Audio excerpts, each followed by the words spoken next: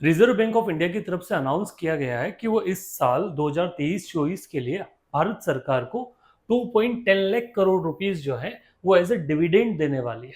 मतलब जो नई सरकार आने वाली है उसकी तो पहले से ही बल्ले बल्ले हो जानी है, क्योंकि निश्चित इतना एक सरप्लस अमाउंट अगर आपको बजट में मिल रहा है तो आपको कई जगह पे हेल्प करेगा। कई जगह हेल्प करने की बात की जाए तो अगर अगर वो अपना इंटरिम बजट लेकर आ रहा है तो उस इंटरिम बजट में अपना जो डेफिसिट है उस डेफिसिट को ये डिक्रीज कर देगा कई गुना तक, कई गुना लेवल तक। आरबीआई को लेके कई सारे सवाल over the period of time लोगों के मन में आता है। क्या reserve bank of India basically एक अलग एंटिटी है, वो भारत सरकार को पैसा क्यों दे रही है, वो मोदी सरकार को पैसा क्यों दे रही है? इसको थोड़ा समझने की कोशिश करें तो इसका सिस्टम ऐसा होता है।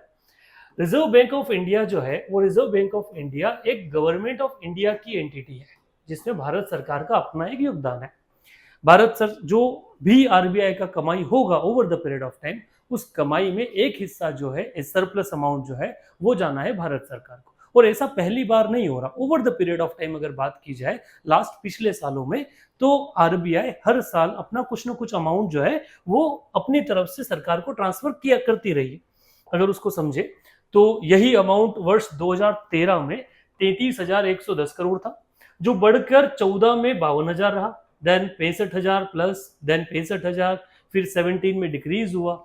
हाईएस्ट अमाउंट अगर देखा जाए लास्ट ईयर्स में तो 2019 में था, जब 1,76,000 करोड़ भारतीय रिजर्व बैंक ने भारत सरकार को दिए थे।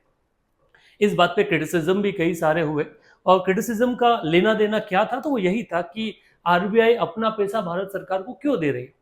हमारे यहाँ दिक्कत ये हो जाती है कि कई बार व्यक्ति बिना सोचे समझे अपने ओपिनियंस देने लग जाता है। लोगों को ये लगता है कि आरबीआई अपने हिस्से का पैसा भारत सरकार को दे रही है, तो ऐसा बिल्कुल भी नहीं है। आरबीआई जो एक एंटिटी गवर्नमेंट बैंक है, वो कई एरिया में अपनी कमाई करता है और वहां से उनके पास पैसा आता है, जिसको अपन आगे देखते हैं। सो यही ट्रेंड चलता रहा। अब की बार जो अमाउंट है वो अमाउंट 2,10,000 करोड़ के आसपास है, जो अभी तक की हिस्ट्री में सबसे बड़ा सरप्लस ट्रांसफर है। इसको आप सरप्लस ट्रांसफर कह सकते हो या फिर ऐसे आप डिविडेंड भी कह सकते हो, क्योंकि एक शब्द यूज हम करते हैं जनरली जिसे हम कहते हैं डिविडेंड।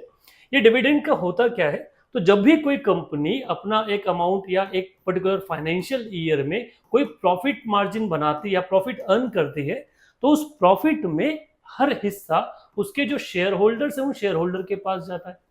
जब ये डिवाइड किया जाता है, प्रॉफिट डिवाइड किया जाता है, उस प्रॉफिट डिवाइड को हम डिविडेंड कहता है।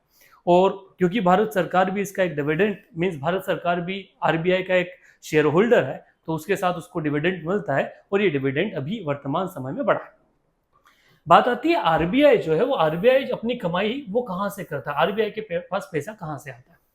आरबीआई इंडिया में बैंकर्स ऑफ बैंक का काम करता है, तो आरबीआई बैंकों में भी निवेश करता है अलग अलग जगह पे, और बैंक आरबीआई में निवेश करते हैं। वो सिक्योरिटीज लॉन्च करता है, वो बॉन्ड लॉन्च करता है, इन बॉन्ड बाहर से जो एफआईआई आता है इन्वेस्टमेंट, उस इन्वेस्टमेंट भी अपना हिस्सा रखता है।